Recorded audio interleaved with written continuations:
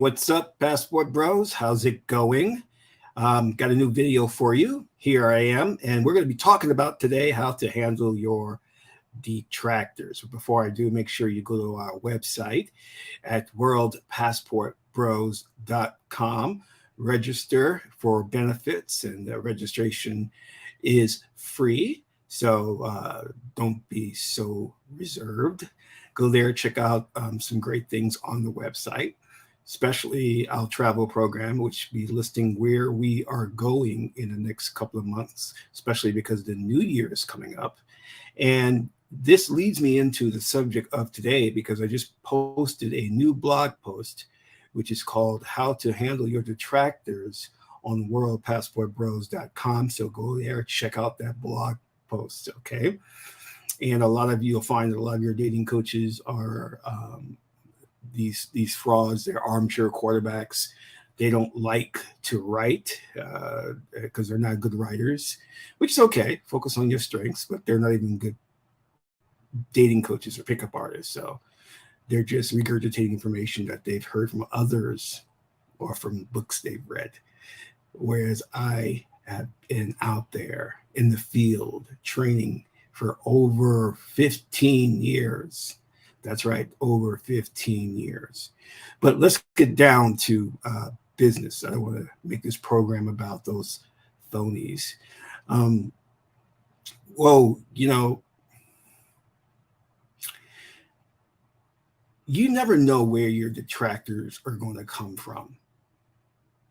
And it's very, very interesting that when you are a man who's pursuing your goals, like I was pursuing filmmaking, I didn't care too much about women. I wanted to make my big feature film. And along the way, all these women were like interested in me, and I was just clueless. And not because I was so focused on my film, but because I never was brought, I was in a household where my father was a very weak man, and he allowed my mother to bully him. So my brother and I kind of saw that, and we picked up a lot of those weak traits. But my brother went on a different path, whereas I decided to get that under control and to handle that aspect of my life by traveling the country and training with the top motivational coaches and spiritualists and all that. But first I have to just say another person in the dating coach arena has passed away, Alan Roger Curry. He is the one who came out with the Mode 1, which was really great. That was something I think that many people should look at and adopt and incorporate into your game. It's like Bruce Lee, man. You look and you see what works and you incorporate it, and then next thing you know, you've got the Jeet Kune Do of dating, But yeah, so R.I.P. to Roger Allen Curry, creator of Mode 1. But anyway, back to the subject, because I digress. So my mother and my father would verbally and physically abuse my brother and I on a regular basis. They came from the deep South, so their ideology back then was children should be beaten as much as possible. Well, what that does is it creates, especially in your boys, effeminate boys who grow up to be effeminate men, because men like to test boundaries. They like to have agency, exert their freedoms. But for a woman, it's about control and how much she can control a man. And this is what we're seeing now in the feminist movement. And the reason why this relates to the subject of my article on my blog post, How to Handle Your Detractors, because I said before, you never know where your detractors are going to come from.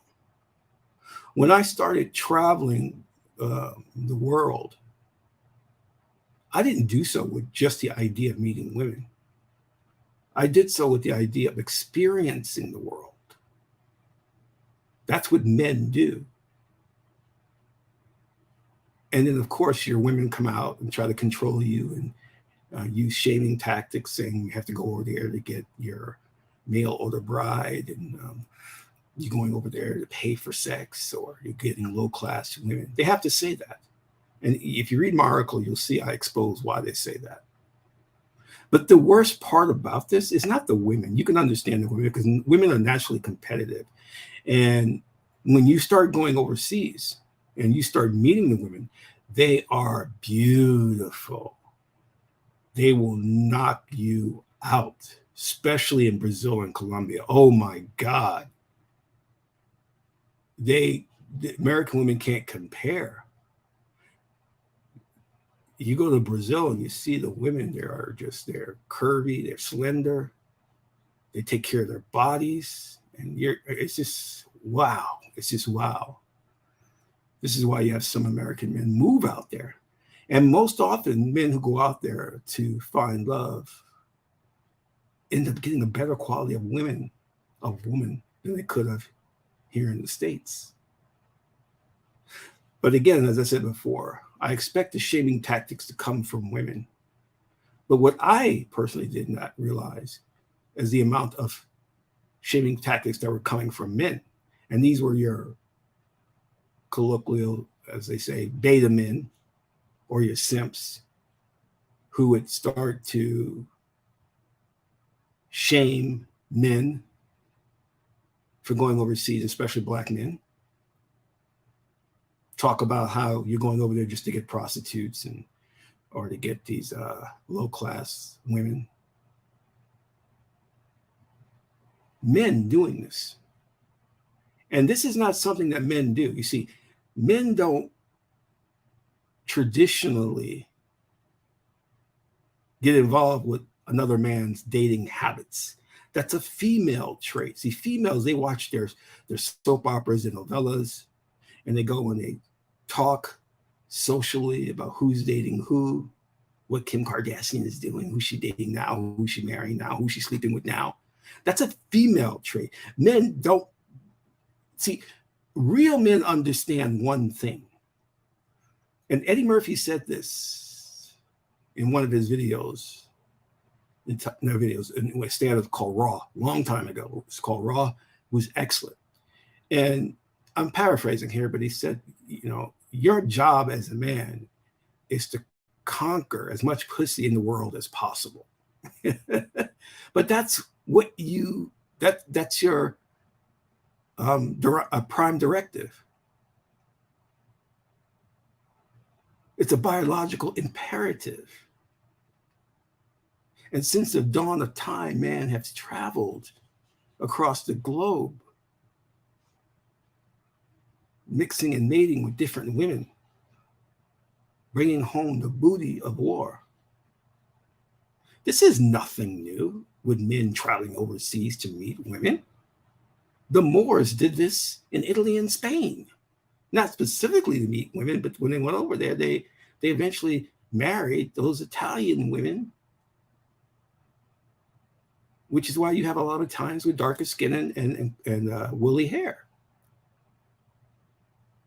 So why is these men, these beta and simp men, so concerned with what the passport bros are doing? Well, many of them are trying to get brownie points from the women because they're what I call satellites. They hang around with women in hopes of getting to sleep with them, but it never happens because the women know what time it is. Part of it is jealousy because they don't have the guts or the balls to travel the world. And when I was traveling the world, I got to see a different perspective on America. I got to see what America was doing wrong, what it was doing right. Go watch your Jason Bourne movies and your James Bond movies. Every movie they tend to make in a foreign country. And it's very, very interesting because Bond is known as an international player. But the white man can do it, but the Black man cannot. See, these Simpson beta males don't criticize, and these women don't criticize white men for doing it, but they want to criticize black men for doing it. That tells you something. That tells you something. Even I had friends who were saying, "Oh, you're just going over there to sleep with prostitutes." I said, "Well, no, I'm not. I'm going over there because I have a business." And when I went to Colombia, the women especially were so nice, so considerate. I was shocked. I was literally shocked. And I'm going to tell you a secret that you're not going to hear from anybody else but me about the way things are over there. You see, feminism has been started by the CIA, right? You need to understand that. It's not organic. It was purposely started by the CIA to disrupt families and tested. The beta test was in the Black community, and it was successful with Margaret Sanger, Gloria Steinem, who spearheaded the eugenics movement and the feminist movement, first through fourth wave. And Black women took up that mantle and ran with it, even not realizing that they were being manipulated by these white feminists. But the idea of a family structure is so important, especially when it comes to legacy and procreation and the furthering of a race, that the CIA knew this. And their goal was to destroy the Black family. And they were instrumental using feminism and the Welfare Reform Act to do that. No, excuse me, my lights. And they were successful. So successful, in fact, that they created hostility in Black women who would attack Black men to where there was almost no way to have a functional relationship. So Black men started to seek other avenues, such as the manosphere or going overseas, Save Yourself Black Men movement, Red Pill movement, MGTOW.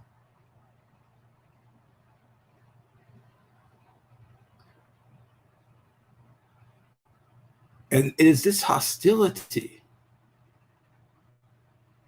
that has made Black men seek greener pastures. And all men want to seek greener pastures, because feminism has corrupted women's mindset. So much so that many women now are admitting they were fooled by feminism. It is not the answer. Of course it's not. And we were even fooled by movements like Black Lives Matter, which was run by a bunch of feminists hating men. I mean, feminist women who hate men. Took in billions of dollars and did not channel that money to the Black community or Black men. Defrauded the Black community. They went and bought mansions and houses. But I digress. The one thing that you will not hear from anybody else, that I'm going to tell you from my experience overseas, is that it's easy for women to get out of pocket here and start jumping in your face, challenging you to a fight even. And you getting to the point where you want to knock her the hell out. And you can. But then the repercussions are they will arrest you, even though you're in the right. Even though the woman may have hit you first, they're going to arrest you. Cops get to the scene, first thing they do is arrest the guy. No questions asked. But you see in those other countries, Brazil, Colombia, Cuba, Dominican Republic, there is a culture, there is a social order that supports the male patriarchy. so that if a woman gets out of pocket, there's no need for the man to check her because the other women will check her. Her sister-in-law will check her. Her grandmother will check her.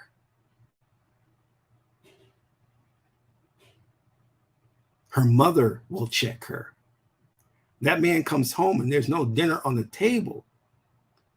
That woman is going to get a call from her mother, and then another call from her mother-in-law, and then another call from her grandmother threatening to beat the life out of her. I am not being hyperbolic. I'm being serious. That is the social order. That is how it's done.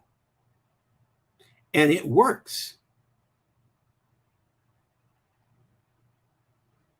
I remember when I was living in New York, I could go to a store, and when I'm on the checkout and get a cashier who's a Black woman, I can get nasty service from her.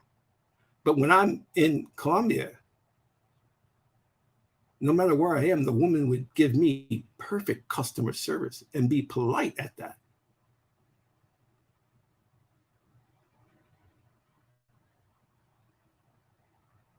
I remember when I was in my hotel room and I'm working, and I was staying at a great hotel, and I went down to the restaurant and I ordered the same thing every day. That's just how I am. I'm very consistent. And I told her, asked the woman there, I said, could you bring this up to my room? And she says, oh, we don't do that. There's no type of room service. I said, oh, okay, well, thank you anyway. I'll come down when it's ready. And I told her I'll be down in about 10 minutes. I went up there and got, you ever get on your computer and you just working so hard, you lose track of time. Next thing I know, I hear a knock at the door. And I go to the door, and there is the woman with my food. I was like, oh, hey, great. So I take the food, and I was so thankful. Next day, went down, made my order. I told her I'll come back down to get the food. I'm on my computer up in my room. Next thing I know, there's a knock at the door. She brings my food up again. And they did so for the next week, next 9 days. Even though that's not what they do. But I was so thankful, and they were so respectful of me, knowing that I was bogged down in work, that I didn't have time always to run down and get the food, and I would lose track of time. So they just bring it to me. They didn't expect anything out of it. I tipped them, but they weren't like doing it for a tip. These women were just being nice because they knew how to serve their man. They were inculcated into a culture that taught them how to treat a man in order to get a husband.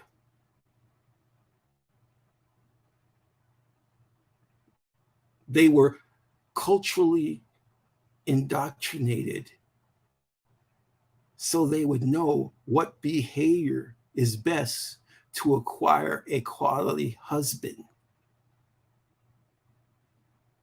Here in the States, these women don't care. You think they're going to care if you eat? If you get your dinner? If you're working hard at your computer and you don't have time to go downstairs and get your dinner, you think these women are going to care? And the reason is that because this country has catered to these women for too long. They have put women up on a pedestal, given them the world. And I've always said this when I go on the panels. I said, white men have traveled all over the world, raping and pillaging countries to bring home the booty of war. And the net result of that is he's given his white woman the best quality of life that any woman on the planet could have, yet she still wants more.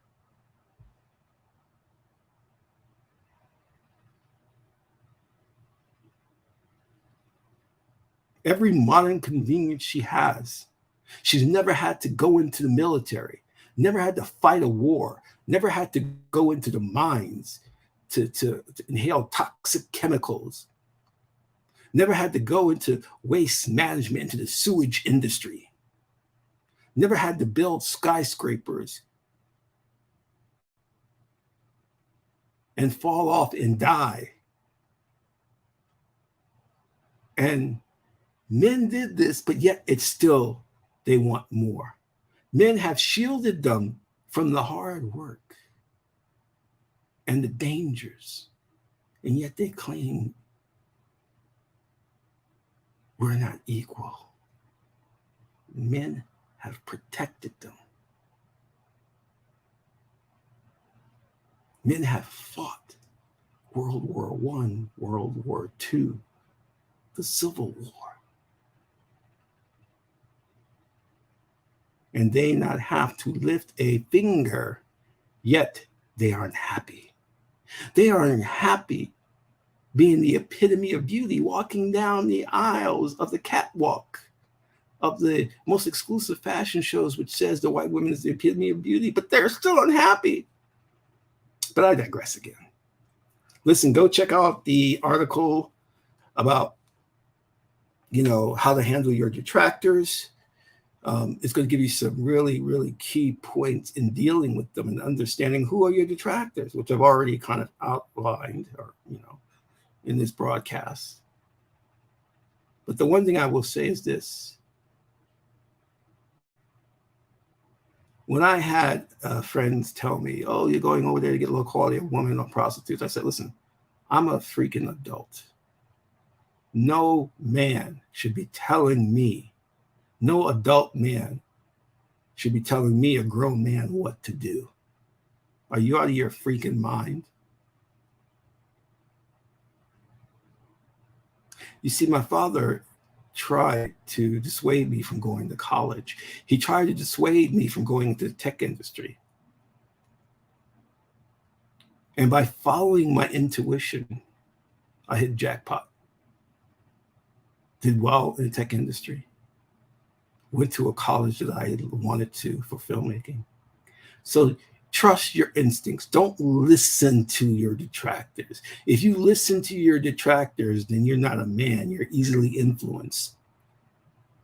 Only children and teenagers are easily influenced. You are a grown adult. You can go and do whatever you want.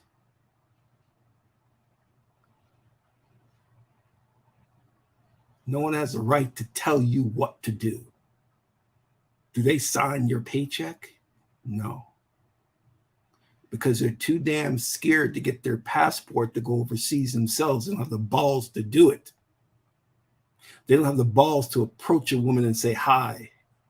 So they got to shame you using feminine, female shaming tactics. Because they're beta simps. And no one likes a beta simp. No one, not even women. This is Ra Haru. I will see you on our next broadcast.